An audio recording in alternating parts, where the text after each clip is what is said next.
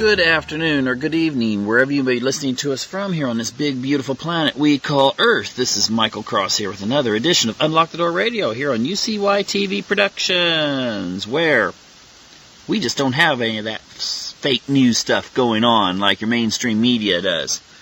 Anyway, today's show, I would like to deal with psychopaths. But I would like to do this in an interesting and different manner. I would like to break this in half. The first part is going to be the advantages to being a psychopath when it comes to such things as politics, when it comes to relationships, and when it comes to just life in general. Then, in the second part, I'm going to deal with the disadvantages of being a psychopath. Now, when it comes to psychology, well, and everything in life, I guess, has kind of that yin-yang thing going on. There's the good and the bad. There's the plus and the minus.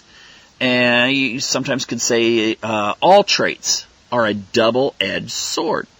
And so that's how I'm going to deal with this right now. Later on YouTube, then just go down there into the comments section, and there'll be a link to my official website. Just go ahead and check it out. You might find some interesting reading there. Also, go ahead and subscribe to the channel. So then you'll keep up on upcoming shows that you might miss. And then later you can come back and go, whoa, that's interesting. I want to listen to that. Okay, and while you're at it, go ahead and check out... you can go to Amazon for this. You can check out my new science fiction thriller, and it is called The Destiny of Our Past. Yeah, that's right. The Destiny of Our Past. And I'm going to talk about it a little bit here in a moment, but it's a science fiction thriller set in the era of Noah. Okay? You're probably going, what? That doesn't sound right. Well, check it out and see. Afterwards, you might, I've had some readers go, I never thought of things like that. You may be onto something there when it comes to reality.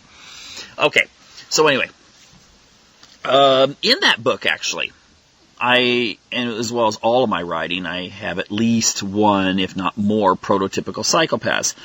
In The Destiny of Our Past, there are two prototypical psychopaths, and that are the characters Enlil and Ereshkigal.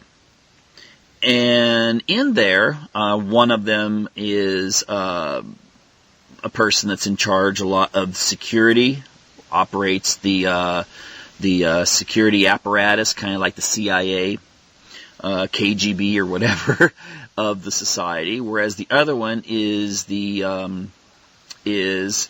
a high priestess. And the thing is that both of them are enabled because of being psychopaths. They have this kind of ability to, of course this is in a fictional sense maybe, to be able to get their way and usually to come out ahead. Now, let's take a look at the traits of psychopathy, and then I'm just going to deal with the positive. And then in the second half of the show, I'm going to deal with the negative. All right? So, here we go here. If we just pull up our trusty little psychopathy index, then we find that one of the first things that you'll see listed for psychopaths is glib and superficial charm. Now, there's several aspects to this that enables a psychopath to be able to be charming. Kind of in that James Bond sort of way. Yeah, there's another fictional prototypical psychopath. Look it up. So, anyway, essentially it's to be able to engage people, to be charming, and to really butter people up. And not be, self-conscious and always worried about what the other people really are going to think about you. And, I've read so many places where psychopaths can come into a conversation because they don't have that fear complex that a lot of people do, that anxiety that sort of says, maybe I'm not good enough. Maybe I should try to avoid this situation. Now, this doesn't mean that they're always the one that goes up to the good-looking girl at the dance, okay, when they're in high school. They may not be quite advanced enough to have developed these skills. And these are not just inborn, although there is a genetic tendency. There is a learning process that takes place. You could have a situation where a person is interested in politics, and someone points out the person in the crowd is a congressman or congresswoman. A psychopath will not hesitate to find some way to go up to that person and start chatting with them. And they will quickly, because they can read people's emotions, they can read facial gestures, all of these kinds of things. And they can walk up to that person and act like they just got done with a fly fishing excursion with them in, the Deschutes River of Oregon or something like that. And they can be really buddies. And by doing this, in these kinds of situations, they just get better and better. Now, the interesting thing is that even though they don't have a lot of empathy, which I'll get to in a moment, they can read expressions in their faces. They can tell, especially when you start, showing a certain level of excitement. And so they can quickly tailor, just like, maybe some sort of a social media algorithm. That's a way of describing it I haven't thought of before. Those social media algorithms that try to determine what you are like, what your personality is, so then they can target you for media feed as well as advertisements. Psychopaths can do that just naturally. And so they can be very, very engaging, and also their ability at language is really good. It's that kind of ability that you can just pierce through the clutter that you can describe language as clutter if you're at a party or something, and not even really have any shyness about what to bring up. So a psychopath can suddenly find out someone's vulnerabilities really fast. I've heard that some psychopaths have this natural ability to get people to start opening up about their lives in very intimate details when just first meeting them. Things they may not share with their husband or wife, they're sharing with this person, because they have this kind of ability to kind of bring it out of you. They got the algorithm going, and they will make you feel good, and they will reward you with flattery as maybe joking and conversation that makes you feel like you're the center of the universe. So glib and superficial charm, the abilities, fantastic. That's why they do so well in politics. That's why they do so well in the media. That's why they do so well in sales. That's why they do so well in being actors and actresses. Okay? So when you turn the TV on, if you've thought about, if someone asks the average person, have you ever seen a psychopath? And they're going, yeah, I've watched the Silence of the Lambs. Not really a psychopath, by the way. Or Dexter. Again, I've had previous shows. Not really a psychopath, in my opinion. Or, any kind of crime drama, with the guy in the basement cutting out all the clippings from newspaper article where he or she has done some horrible deed. Usually not psychopaths. The psychopaths are going to be the people that you're going to see on your news programs. They're going to be, my gosh, you turn on a meeting where it shows the Congress or the Senate, switch on C-SPAN. It may as well be a support group for psychopaths. The only thing they're missing is serving coffee and cake and stuff, and someone saying, hi, I'm Congressman so-and-so, and I'm a psychopath. That's the only thing it's missing. Okay? The only thing. So, think about that sometimes. That's where you see psychopaths. And you have seen many of them. I'm sure you've met them in real life. Maybe your favorite teacher. Maybe your favorite professor. Maybe maybe the guy that saved your grandmother because he was such an expert surgeon. You've met them. But if you really want to see them in action, watch the TV, because it is a peephole into psychopathy. Okay? But not the stuff that comes on as crime dramas, because that's usually not the kind of stuff that really shows the true character of psychopathy. Now, we go to the next one, which is sort of related to this, and that is grandiose self-worth. Actually feeling like, you know what? I'm the star of this show. The whole idea, you walk into a room and suddenly you're like some sort of 12-foot Nephilim. Everyone's got to be paying attention to you. One thing I've heard that psychopaths do not like is to go to a party and no one pay attention to them. Okay? They don't like that. And they also don't like it if they are not the center of attention. So if someone's bragging about they just did something, they went whitewater rafting in Siberia on their vacation, they're not feeling so great. Because they're feeling like, oh, well, I should have been me. Or they're going to try to find something that's just as spectacular to take the limelight away from that person. This is how, the psychopath sees themselves. They see themselves as someone who has a destiny. They don't see themselves as evil. They may see themselves as the Luke Skywalker, where, they just haven't recognized my Jedi powers yet. Okay? So, that's one thing that gives them an advantage, because they don't shoot low. Okay? If they want something, they're going to keep trying and trying and trying. This is why they're good at business.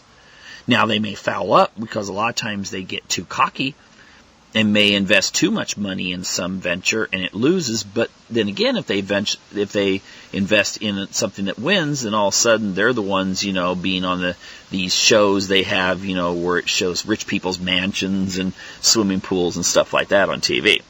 So, grandiose self-worth is actually a good thing. It's not a bad thing. Even though mom and dad may have taught you, no, don't be too hung up on yourself. Well, that's kind of like here. Put this chain on. Okay? Psychopaths don't have the chain. And if mom and dad tries to put it on, they'll rip it off. Okay?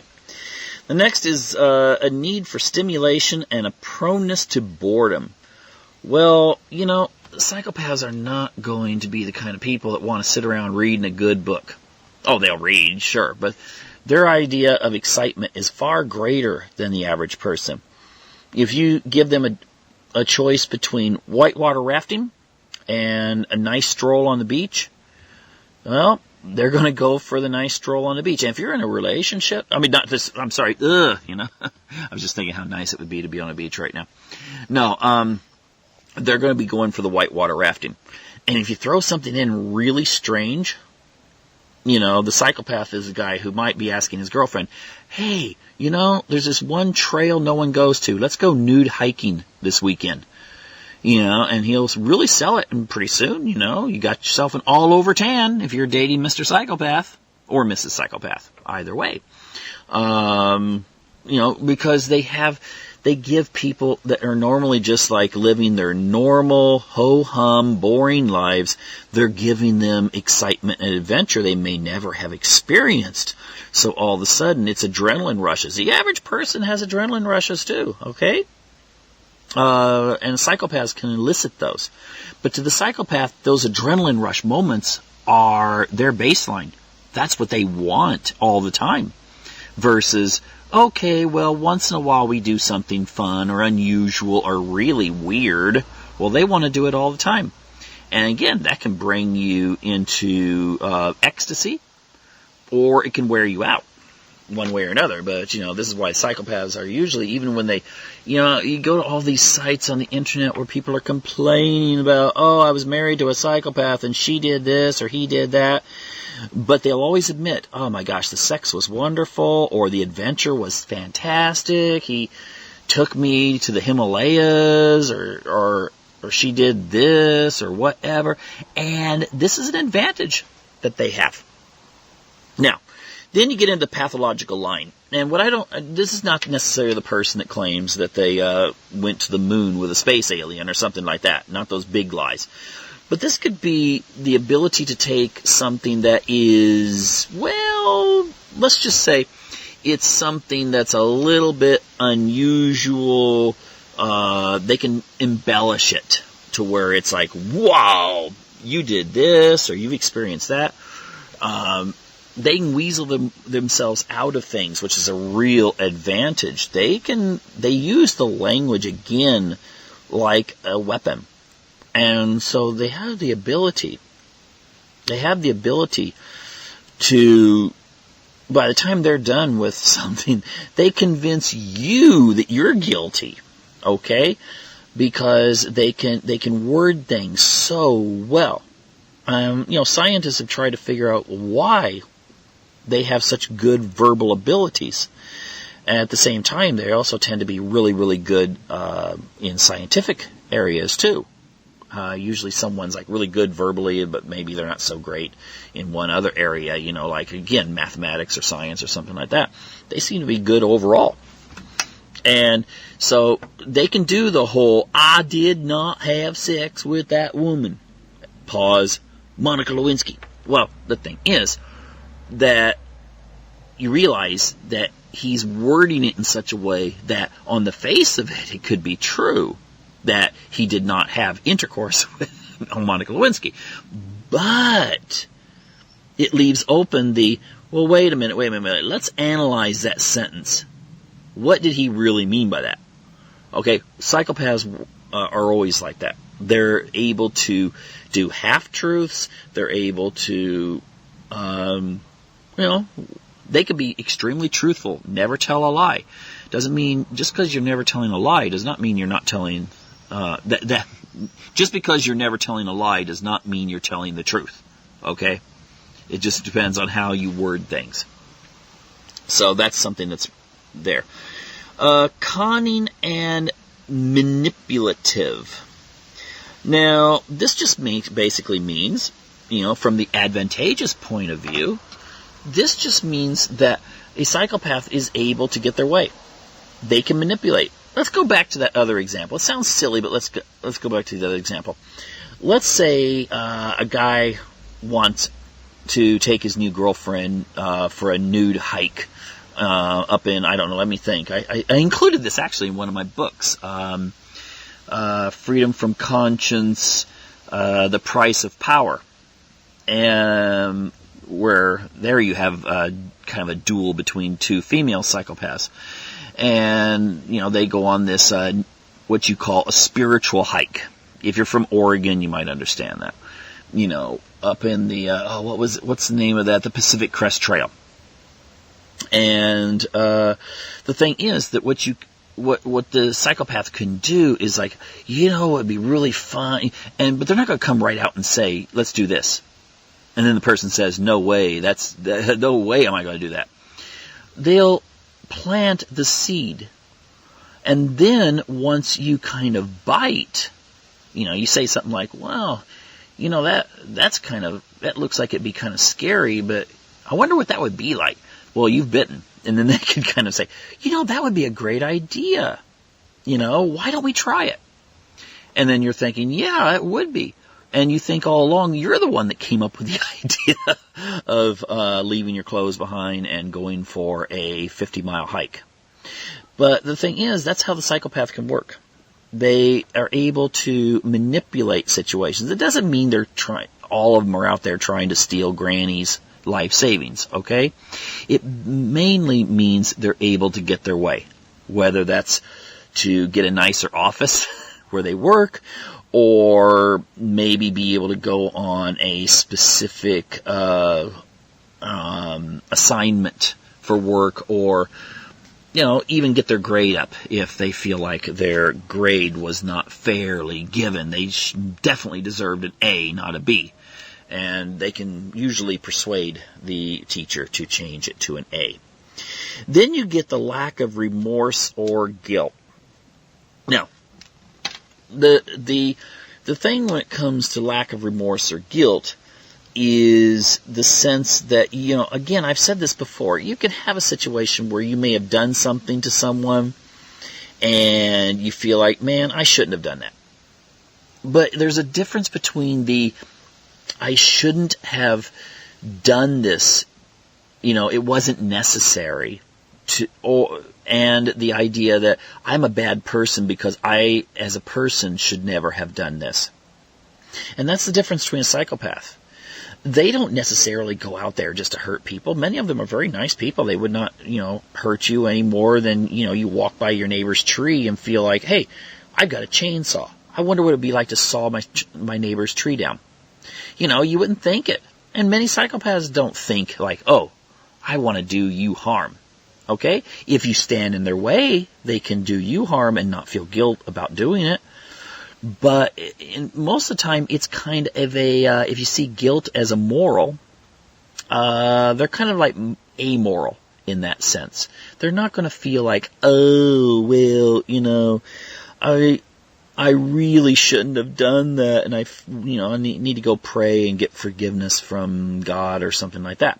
Okay? Psychopaths don't feel that way.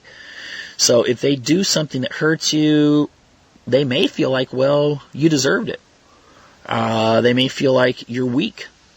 You shouldn't have been so weak.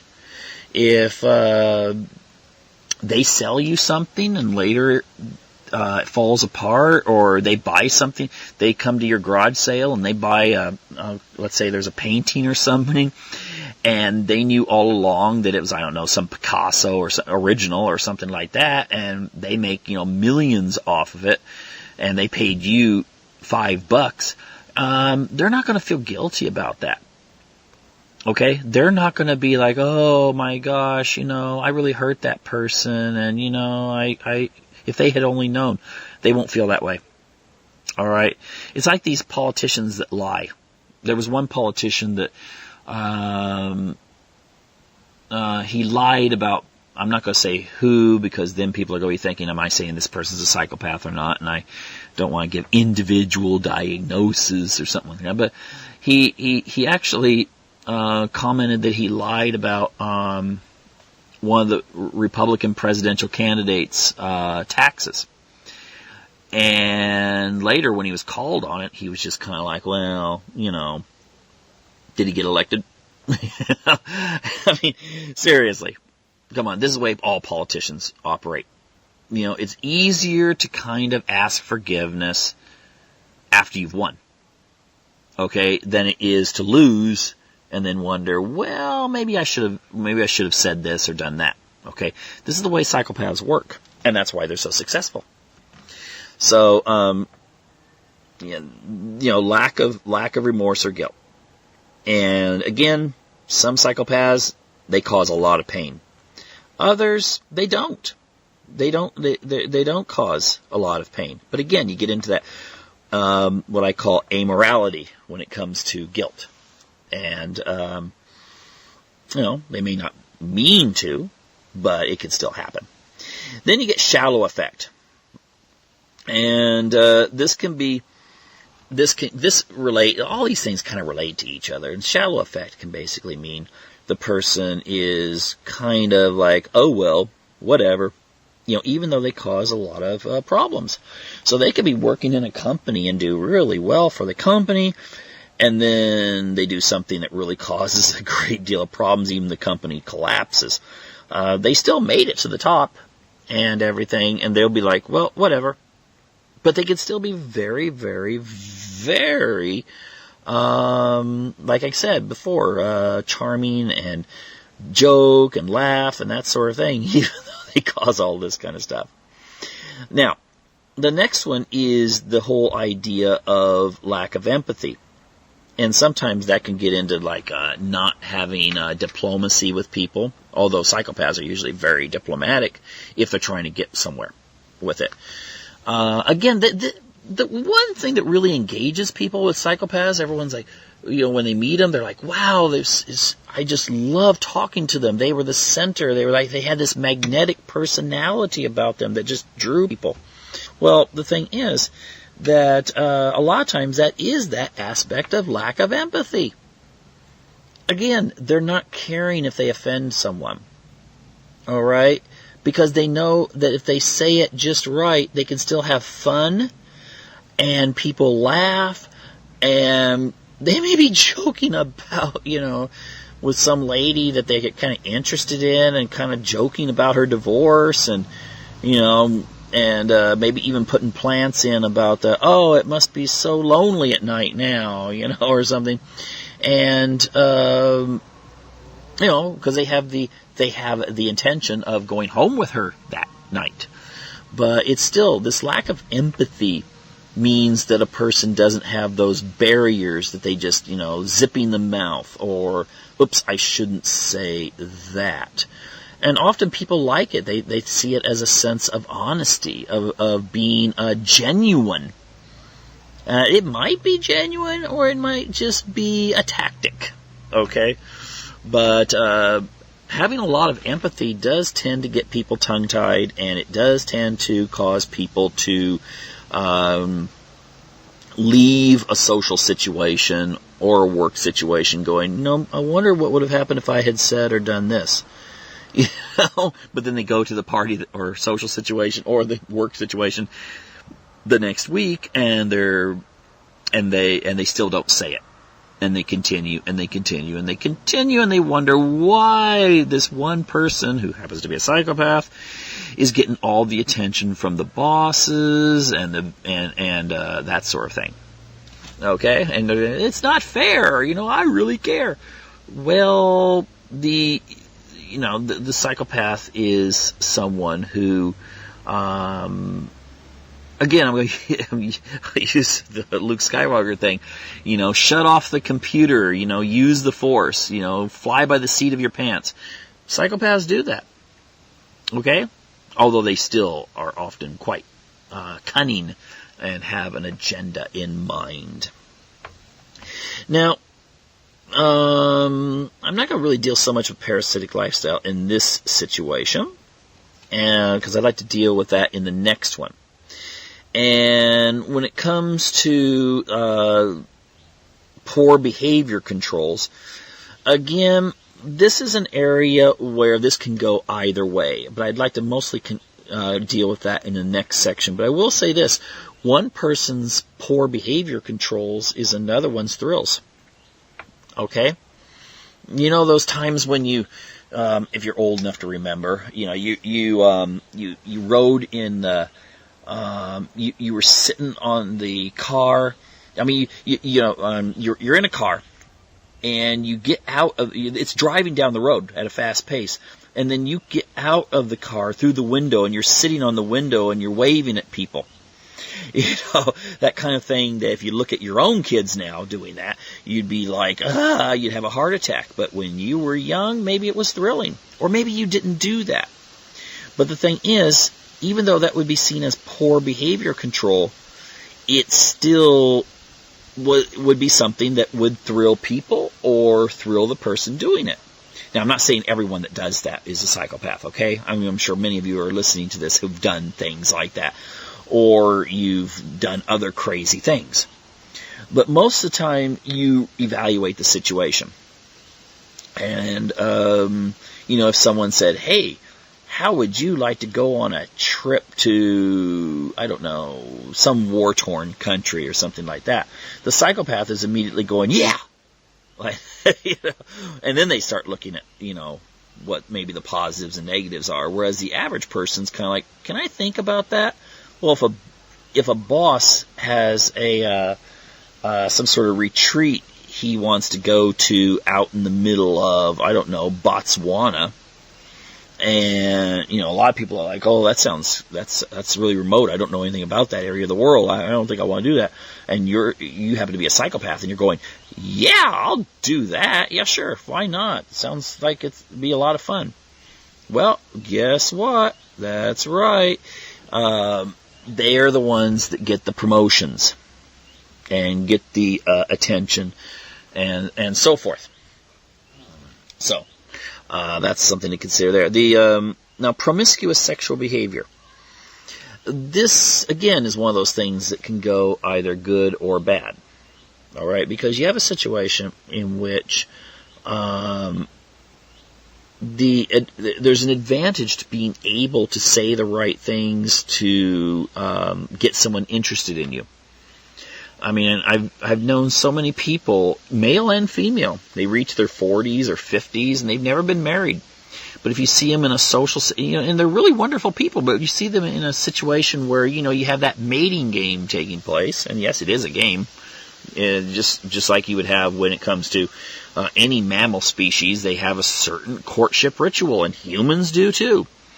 And the ones that don't do so well at it, they don't mate, and they don't produce children who go on to repeat the process. Psychopaths do. Okay? I'll deal with this because it's a double-edged sword. But, psychopath might wind up at the very end of their life. They may wind up with, I don't know, 6, we're talking about in today's modern times where the average person the average couple has 1.3 or 4 kids. The psychopath might have 3 to 4 kids altogether with 2 or 3 wives, or maybe 5 or 6 kids with 3 or 4 wives. Well, they have passed their genes on. That's an advantage. Now, so ultimately, they do have a certain sex appeal too, because of the some people will say that there's a tendency for psychopaths to have a higher level of testosterone. And that they also, because they don't like to be bored, and they do have a narcissistic element to their personality, they like to look good. And so they'll do whatever they need to be attractive at any age. And so, therefore, that helps them in the mating game. And so, if you think about movies where the hero, he gets the girl, and his friend, the sidekick, just gets to be best man for the wedding. So many of those movies from the 50s, right? Where the nice guy, he's the one in the friend zone, so to speak. And he gets to be the guy who's holding the ring for the groom. Well, that's nice. It's a good opportunity to speak, at the wedding and so forth. But guess who goes home with the girl? Not him. So that's something to consider. Now, you get into such things as early behavior problems, which again, that's not something I'd like to deal with in the positive. You do get into the lack of realistic long-term goals. Now, you might think, well, that just means someone's just wandering around. Well, that also means they may be setting goals that are way beyond what the person in their particular social class might be expecting. Okay? If you've got a kid growing up poor in Arkansas or Hawaii or, what was it, Indonesia? Not saying that they are psychopaths, but, a lot of our presidents will make comments that when they were very, very, very young, they were thinking about becoming congressmen, senators, or even presidents. Whereas maybe their friends were thinking about being firemen and policemen and teachers and astronauts and all this kind of stuff. And so sometimes having that unrealistic life goal can be a good thing. Impulsivity, again, that's the idea of doing something at the spur of the moment. That can be seen as, our society likes that. Again, oh my gosh, here's another Star Wars. Think of Han Solo, just doing it, just jumping in in the nick of time to save the day. Not saying, I can't think of really, I wouldn't say Hans or Luke or those guys would be psychopaths. But the thing is that our society really likes that. The idea of the person that just, I need a volunteer and, it's a suicide mission and you're probably not going to come back. And someone jumps up and says, yeah, I'll do it. And they wind up winning and, being a success and everything. So that can have an advantage there. And then you go into such other things that you might think are bad. Failure to accept responsibility. They can often deflect responsibility onto other people. Well, if they're successful, then I guess that's better than, yes, I did it all, The old George Washington, I cut the cherry tree down. Who knows what, first of all, it wasn't a true story, but, you probably expect that his father would give him a good whooping for that. Anyway, many short-term marital relationships, again, we threw in the advantage to that you might wind up causing, creating more reproduction in the process. Therefore, genetically speaking, at least, especially for males, you may have, contributed more in the sense of genetics. And then we go into like juvenile delinquency, which tends to be something that is something that will not be such a good thing, except maybe, I don't know, sometimes there's certain girls that will find the bad boy irresistible. And again, from the genetic standpoint, we all know of situations where, the young woman, when she's 17 or 18, she gets pregnant by the bad boy, and then, later finds herself a nice, good guy to marry, and he raises the kid that was the product of the, I'm just talking from a genetics point of view. Okay, the psychopath, might win in that sense. I don't like it, but I'll deal with that in the next section. In fact, I'll just start, just the same way I did before.